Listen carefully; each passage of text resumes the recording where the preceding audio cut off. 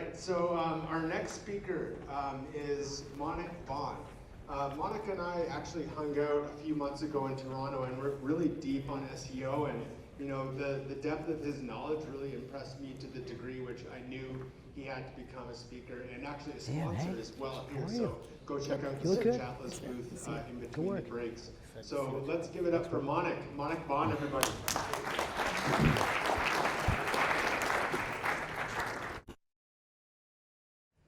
How we doing? Good morning, Toronto. How we feeling? Yeah. All right, let's get some energy in here. Where's my clicker? Do I get one? I have a laser pointer. Who do I not like? Just kidding. The clicker would be great, though. That's okay. We like Ian. All right, guys, today I thought what would be most helpful for me to share with you. And this year has been a lot of things. A lot has changed on Google. Looking back a year ago, SGE was an experiment. Today, AI overviews are the new norm. It's hard to overstate how much the search landscape has changed. And in the last 12 months, I've made 11 white papers. We've done a lot of SEO research, and I thought that the way that I could be most of service to you all today was to share with you those white papers. So this is our agenda for today. We're going to go through some selected local SEO research papers. We're going to do a little SEO Mythbusters, which is always fun. We'll look at semantic SEO and how we can use principles from that in paid media. We'll do some LLM introspection, and then we'll look at some backlink and content research papers. We'll talk about Agentic SEO, and then we'll take some questions, okay? Does that sound good? Yes. All right, let's roll. We're cooking. So I'm Monica Bond. I'm the founder of Search Atlas and LinkGraph.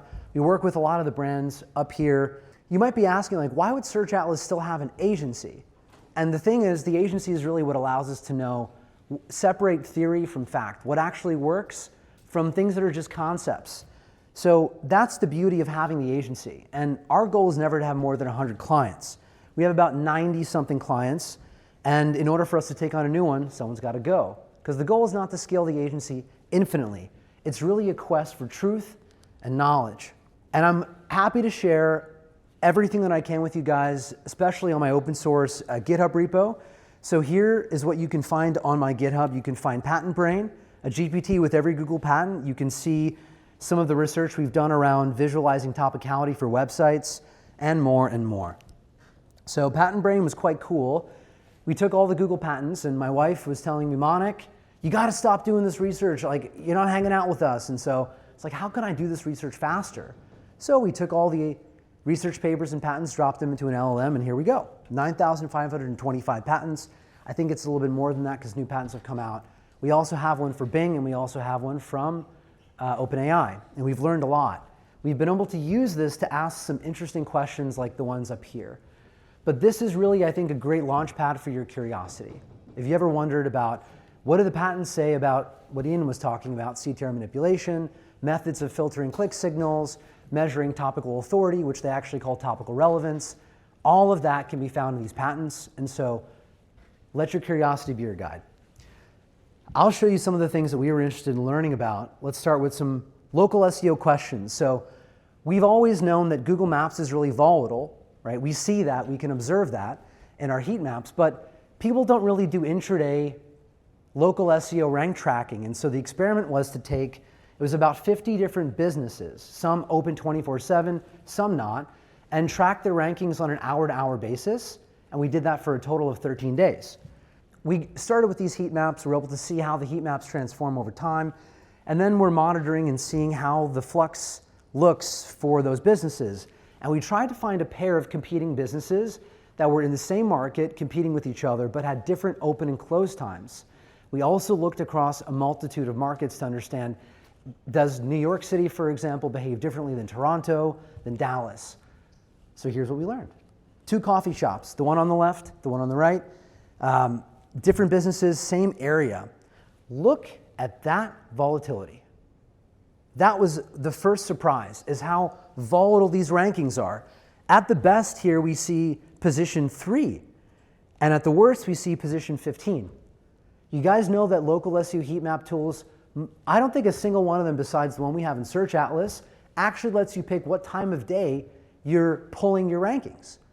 So if the server decides to run your ranking report at 3 a.m., your rankings are trash. They don't mean anything. And so looking at this, we realized how sensitive these local SEO rankings actually are, and we can see a really strong temporal signal here. What we find is that for this business, their best rankings are in the mornings from 8 a.m. to 9 a.m. That's when they're open and their competitors are closed. And you can see the same trend with their competitor. And what you seem to find here is that there is a open for business advantage. If you're open while your competitors are closed, you're going to be getting better rankings because being open is a huge component of the ranking signal. So much so, and it applies to all industries. So here's another example of this. On the left, Walgreens. On the right, Preston Road. Walgreens is open 24/7. Here we can see the dynamics here. And look at how they win the best rankings at midnight, right? Because that's when the other pharmacies are closed. They get their worst rankings in the morning throughout the day until 11 p.m. because that's when their competitors are open.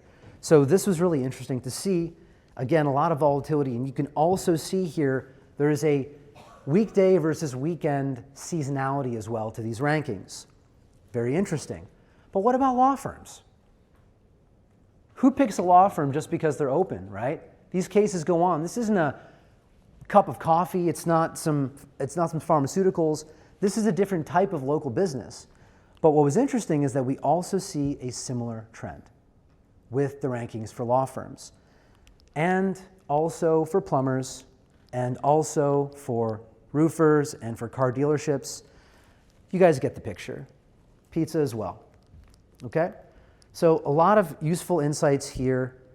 I'm going to keep it moving. There's a lot I want to share, so we're going to keep rolling through these slides. Also, what was interesting is that we saw that the branded search is significantly less volatile, which is what we expected, than generic exact match searches. We also see, and this is important, all right? How many of you guys are agency owners? Pop your hands up. Yep, that's me too. How many of you guys are in-house marketers? All right, decent clip. So when we're tracking our rankings, especially in local, the word order really matters, right? So if you say coffee shop versus coffee shop near me versus coffee shop Brooklyn, you're going to see completely different rankings. That word order can dramatically affect the ranking behavior, which is interesting. I don't think it's actually a sign that the search engine's doing what it's supposed to, but that is what we've observed. Next, let's look at sector-specific ranking dynamics. So we wanted to better understand from the original research we did on local, how much of the local SEO ranking equation could we actually decode? Could we actually build a linear regression equation of all the components and try to actually get to predictive ranking? So we could basically take a GMB, analyze all of its signals, and then plug them into this equation and then project their rankings. That was the goal. And these were the variables that we used. So here we have GBP profile fields on the left. So these are the ones that are within our control.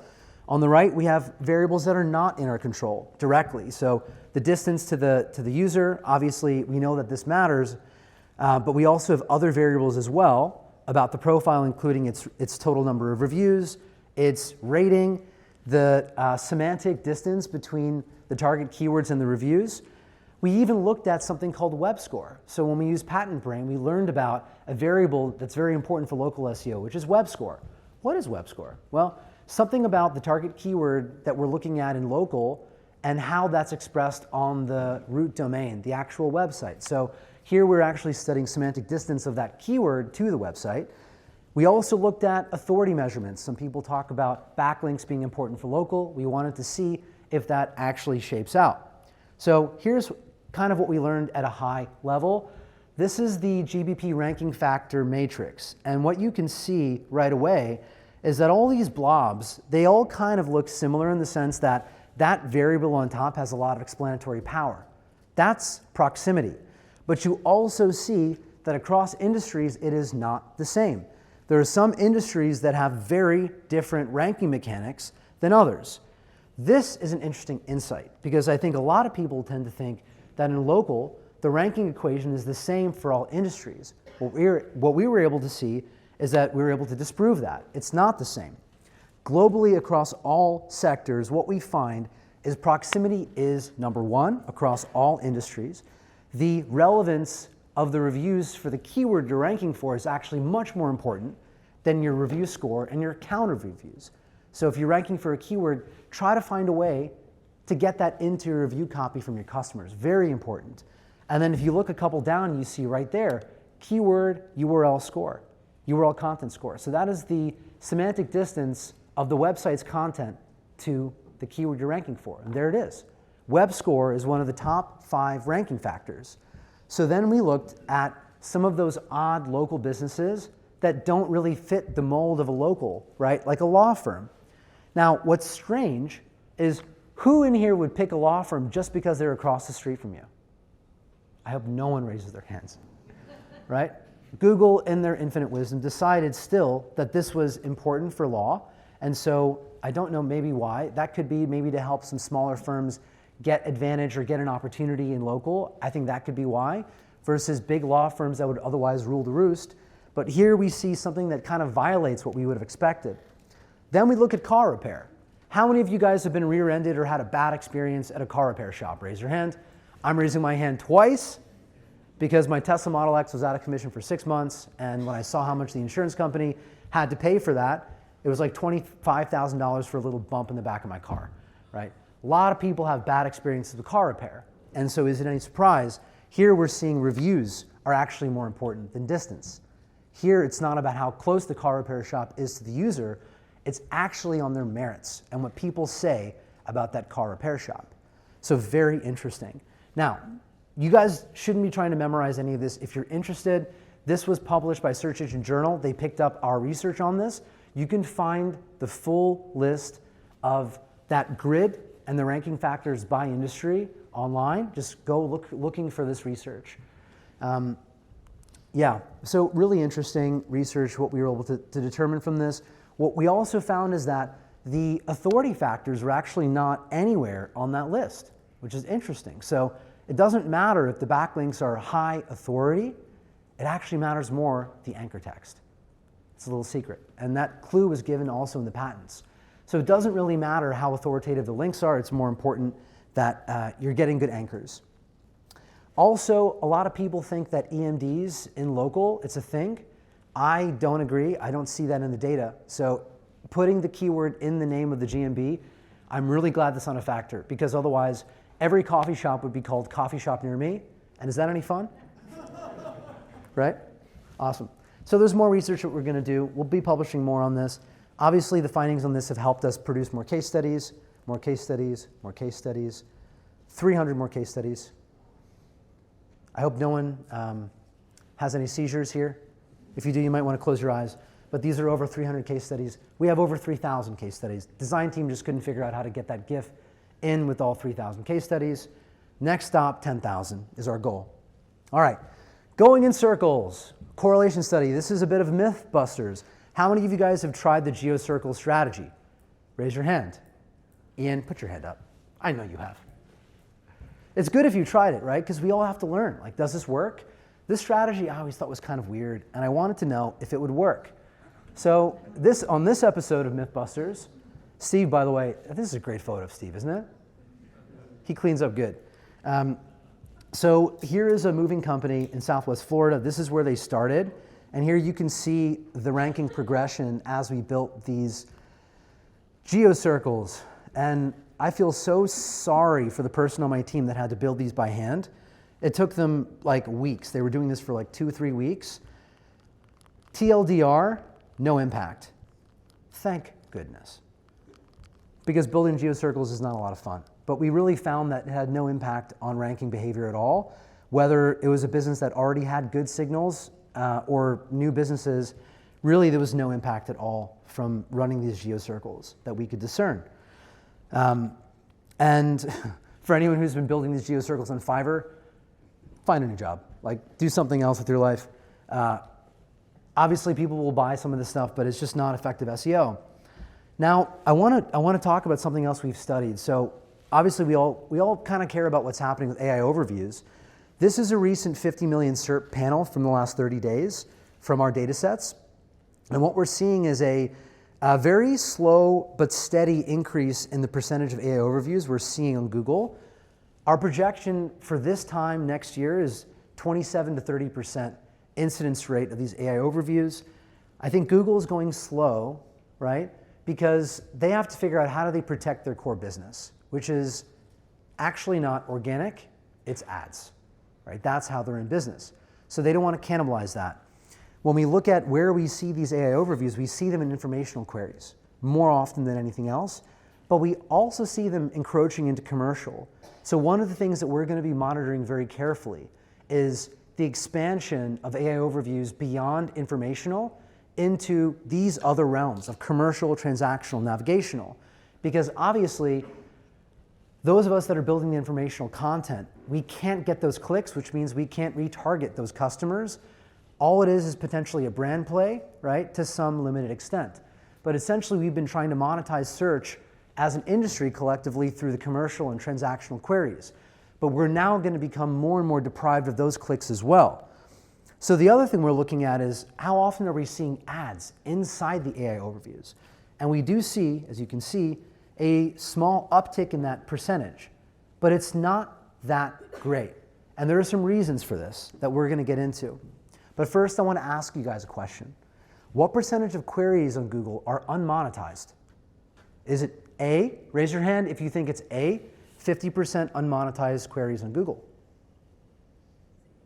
Thank you. One man, one brave soul. Is it B, 30%? Raise your hand. Seems to be more of a popular one. Okay, and how many of you guys think it's C? Higher than 80%. Okay. C is correct. Higher than 80%, which creates the, of course, perverse incentive for Google to try to get us to buy those queries. Okay? This is really important because what they're doing is they're doing this blind bid system where they're saying, just let us do it for you, right? Give us the keys, give us your credit card, we'll decide what keywords you bid on, right? And so they want us to do broad match targeting. They don't want us to pick our keywords anymore because they're really trying to figure out how do they monetize that 80% of the search landscape that they are not monetizing currently. Which brings us to the 3 laws of Google economics. Number 1, zero-click search is never going to peak. Every year, it'll always get bigger and bigger. The second law is that Google will always send more % of their traffic to ads and monetize more of their search. The open web hit their peak about 2 years ago before SGE came out.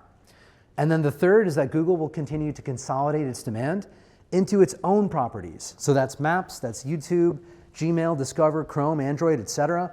And also potentially through that Reddit deal where they're basically getting all the Reddit data to train Gemini and the LLM, plus paying them $60 million a year.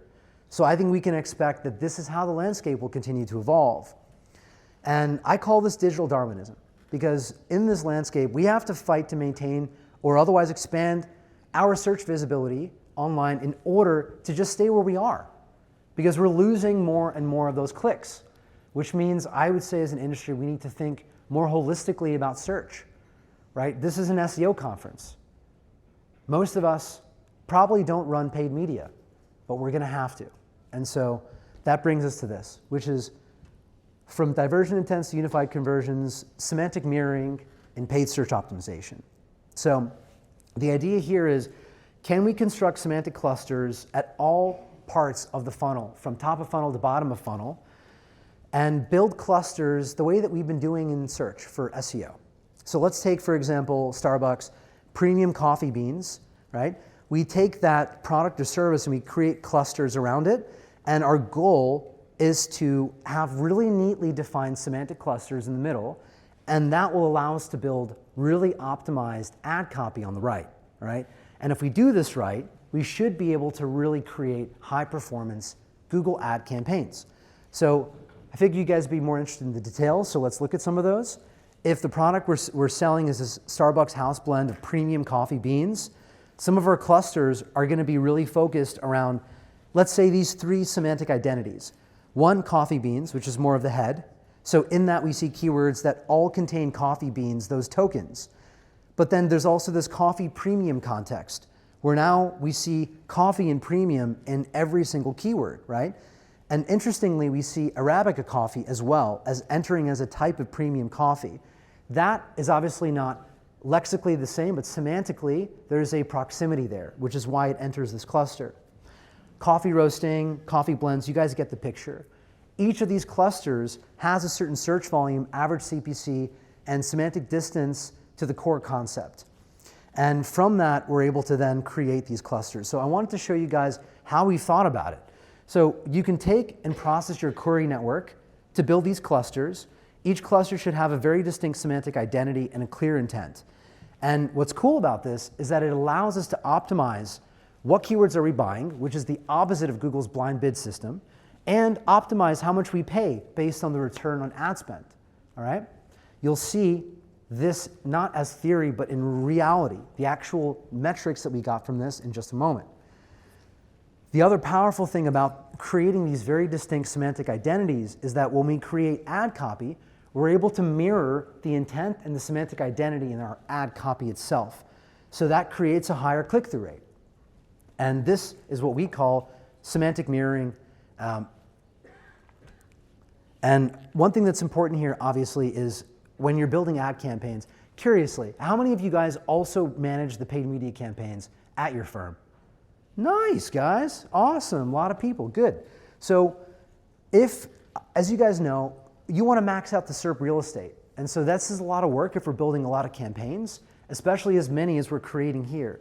So we have 14 ad groups per campaign on average, 8.5 keywords per ad group, 12 ad copies per ad group, median keywords, search volume 300, and the median cluster has about 35,000 clicks per cluster, which is a good kind of Goldilocks zone. The other thing that we're also looking at is the traffic temperature. So on the left, we have cold. On the right, we have hot.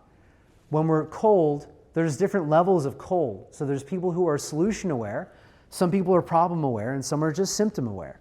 But the goal is, can we also create campaigns that target people at every stage of this funnel, right? And so for each component of this, there is a strategy within ads that we can reflect. And one of the things that we notice is when we target, especially in conquesting, there are lots of opportunities because a lot of competitors are not bidding on that semantic space around their brand. You can get very low cost clicks if you target that semantic space that your competitors should be bidding on for their own brand but are not.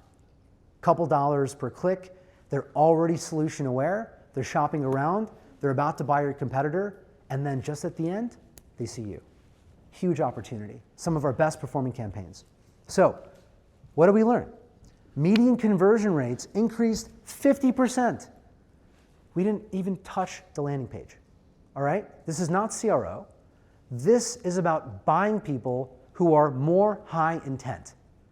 People who are searching longer tail, right, that are inside these semantic clusters have way more intent than the ones that are just searching for coffee beans, right? So we see a massive increase in our conversion rates, which is great because every year we have a very high inflation of CPCs and CPMs. The other thing that we see is that the CTRs are about 30% higher, and one of the things you're able to completely eliminate are campaigns that have no CTR, so really poor performing campaigns.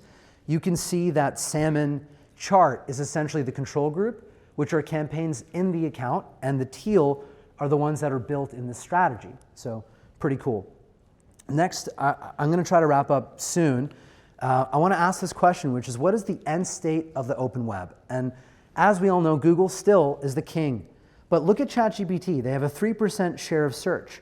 And what's fascinating is the growth rate here is 65% year over year, while Google's at a humble 4%. So it doesn't take a rocket scientist to draw that line out. And what I believe is we're going to see open web is going to become information artifacts. Our sites are going to become information artifacts, which are fodder for LLMs. We will start to see the open web decline as a destination. We're going to be seeing less and less clicks. And the idea of building our websites is really to create these components. Enter the composable web, where our websites as information artifacts are going to be providing these components for the LLMs to drive the AI mode answer canvas, not just on Google, but everywhere. And there's going to be new laws of search. So every unmonetized query will be monetized. The open web is becoming an extraction layer, not a destination. And we're going to start to see that agents will outnumber humans in query volume. I think we can say this is already beginning to happen. So it's important for us to move out of an SEO and GEO mind space to more of a holistic search mindset. And as we enter 2026, we're almost at the end of the year, I believe next year we're going to see agentic clicks, conversions, and narrative inclusion become more of the emerging KPIs. We can also look forward and project agentic GDP, and the numbers honestly shocked me to see that the agentic GDP is going to significantly outpace what we're at today at a humble 5%. It's going to grow very quickly. And this is going to create a new opportunity for us as search marketers, something that I'm calling agentic visibility optimization, where we actually are optimizing for inclusion in these agents.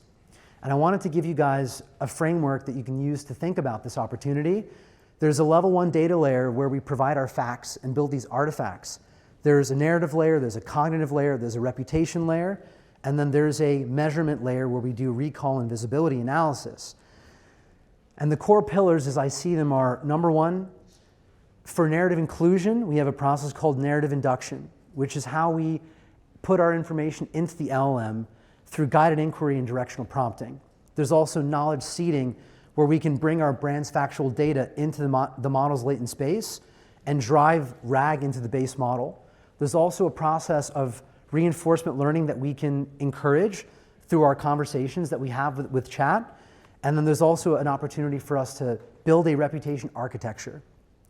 So I think it's going to be a really important concept, and I actually, for one, don't want to see the open web decline. AI mode is a black hole. It sucks the world's information in, and it uses it to create Google's answer canvas, depriving the open web of its traffic and clicks. But there is an opportunity for us to build a white hole, which is a CMS synthesizer.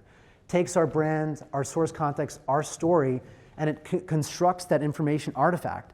So instead of serving one page to 1,000 people 1,000 different times, we can do what AI mode is doing. And I think this is a necessary next step for all CMSs to step into. If anyone is interested in building this, I'd be happy to cut the first check, because I think it's such an important technology. And I'm probably way over time, but I'm just going to try to get through this super fast. I also wanted to share with you guys our research on how do we get included in the LLMs. And so this is a 5.5 million query data panel, and here you can see that it's not the sites that have the highest traffic or domain power, or domain rating, or domain authority that are visible in LLMs, but we do see that there is a slight preference for domain authority. I believe the reason for that is common crawl, because they're using, sorry, I don't know what happened there. They're using domain authority to figure out what sites to crawl. You'll also see a lot of times sites in common crawl that have no traffic. The other thing we were looking at is pairwise agreement of citations across LLMs. Here you see Gemini and OpenAI actually have a high degree of correlation in their answers. Why? I think OpenAI trained their data on Google's data, right? I think that's the most plausible explanation. We can also see when it comes to bias and favoritism in LLM citations, Gemini strongly prefers its own properties, but so does OpenAI. It actually, since it was trained on the same data, we see a bias as well in OpenAI for Google's assets versus Perplexity. Some other interesting insights. But the content age one is probably the most insightful, where we see that content that is highly fresh has the highest incidence rate and visibility. And that is especially true in OpenAI, more so than Gemini or Perplexity. Perplexity seems to be less bothered by content freshness as compared to OpenAI, and Gemini is somewhere in the middle. Case studies to show that the framework is effective. How many of you guys have been to Snackachusetts? It's a delicious place. You guys got to jump on the nacho navigation deck. It's so much fun. So this was a creative concept that we had. Can we create something that doesn't exist inside Google's knowledge graph? And so what we learned from this is that we created all these pages online about Snackachusetts to see if we could narrative induct Google into believing in this. What was so interesting, and we also did it with ChatGPT. You guys can go to Google right now, type it in. You can go to chat, type it in, and see what comes up. But what's interesting is that we learn that by seeding these queries, we're teaching something to Gemini and all LLMs. But there is a second layer factual review where they're reviewing the information. Here's a study on comparing different authority metrics. We see that the traffic-based metrics are way more highly correlated on page 1 than the old school domain rating, domain authority legacy metrics, which are not as correlated. So that's an important insight for anyone doing link building.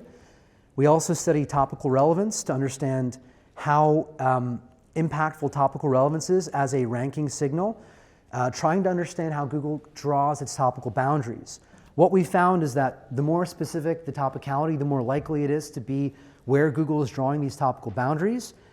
So for example, not SEO, but be more specific, like backlink research software or link building software or content AI software, that's more likely to be a topical boundary. And we can see when you compare this versus other factors, the topical score is almost twice as powerful as the Search Atlas domain power traffic-based metric, which is twice as powerful as the Ahrefs domain rating classical PageRank-based metric. This is a really important insight because it leads us to really understand that on Google to win, we have to master topical relevance. There is an equation behind that, and I'm happy to share more about it. We also have done some research into site distance, site radius. This code is on my GitHub. We also were able to prove that this is an effective ranking strategy, pruning content from websites using this technology. We can also use it to compare site A to site B to understand which one has more in-depth topicality. And I want to conclude with this analysis, which I think is my magnum opus, where we were taking 43,000 sites and testing a micro-optimization framework to measure the impact on search visibility. So here you can see these sites, exactly what we did on page, what the actions were to optimize them. Technical issues, metadata, heading structure, semantic enhancements. And what we were able to see is that these sites saw significant improvement in their primary SEO KPIs. Here is what we saw on the data panel in their search impressions. So after 30 days, after deploying these micro-optimizations, massive improvement of 107%, median traffic improvement of 81%, and you can see that there are outcomes that are radically higher. So there's some that actually see better results. I think part of that has to do with the opportunity, how much optimization was done on the site, and some, especially smaller sites, can see bigger gains. We also looked at what strategies were the most powerful in this to move the needle the most. And we studied that by each SEO KPI. And what we were really able to find is that if you do all of these, you see the best results, but some drive outcomes more than others. And this behavior generalizes across all sizes of sites, medium, small, and big. But does it work? Okay, 152 case studies here. For an orthodontist that orthodontal agency we were working with that has over 150 orthodontists in the country. What you can see is when you implement the framework, you can see how quickly we see a response inside Search Console. So a lot more case studies here to show that this effect is it's very easy to see and measure and observe. One of the ways we're able to do this is by going universal and being able to publish into the CMS itself. So now we have support for the top 20 CMS platforms, including all those you see here, where now we can publish blogs, landing pages, update metadata, and manage those sites remotely, seamlessly. And this is fully LLM and crawler friendly. I also built an MCP that you guys can enjoy and use for free. The goal being to bring SEO data into your workflows and systems. It's a community MCP. We're never going to charge for it. And if you want it, you can plug it into your coding editor of choice, whatever that might be, at that URL there. It'll give you SEO metrics, keyword data, backlink data. If you do have a Search Atlas subscription, though, it gets kind of cool. There's over 138 tools that you can access. Your usage quotas are essentially unlimited. And there's a lot of things that you're going to be able to do to basically replicate some of our experiments with your website in an agentic fashion. This, guys, is what Mr. Deutsch calls the beginning of infinity, where websites are no longer going to be your destinations. Search is really not going to be about classical, traditional SEO, and we're seeing a change in the click economy. The brands that I think are going to be the most successful in this brave new world are not the ones that are fighting for the traffic and the clicks, but they're the ones looking to engineer their visibility into every answer engine, every surface, every agent, one word, one pixel, one byte at a time. If you guys are interested in this type of work, if this was on your bingo card, we are looking for product managers and SEOs who like building products and doing research like this. If that's your jam, come find me or meet my team outside at our booth. And thank you guys so very much for your time. All right, let's give it up to Monica. First question, is there a chance we can get this deck after the fact? Or Steve, is that on the table? Or? Come, just ask me. Okay, awesome. Second question, the local data you were illustrating earlier, have you guys done any experimentation to see if those ranking factors actually differentiate from geographic to other geographics, like from province, state, like country level sort of thing? Yes, that was a big question we had to look at as well. And so initially we broke up the GBPs by geography and looked and see if those features were normalized across all geos, and they seem to be. Although the data panel, we're going to do more research into that, and I didn't put the charts in the presentation, but we will be sharing more on that for sure. Yeah. So it is kind of a universal, I think, globally, but each industry has a different set of factors to it. Yeah. Good question. My question is, have you, and not to put Ian on the spot, but have you experimented with CTR manipulation for local, and does it work? It does work. Yeah, it does, if you do it right. I can't say too much more than that, but it is an effective strategy for sure. Historical data is one of the things we see in the patents that they use to really create the topical relevance equation. So the way that that equation works is essentially it's an n-gram analysis of your topical share, of your topical search volume. So if you look at your keyword data for your website, and you take all your keywords and you kind of map them into their topical boundaries and look at your overall share of search within your topical boundary, that defines on Google who is the topical authority number 1, 2, 3, 4, 5. If you're trying to figure out what keywords live within that topical boundary, all you really have to do is take those keywords, search for them, and look at which keywords share the same domains on page 1. That effectively is going to help you understand those topical borders.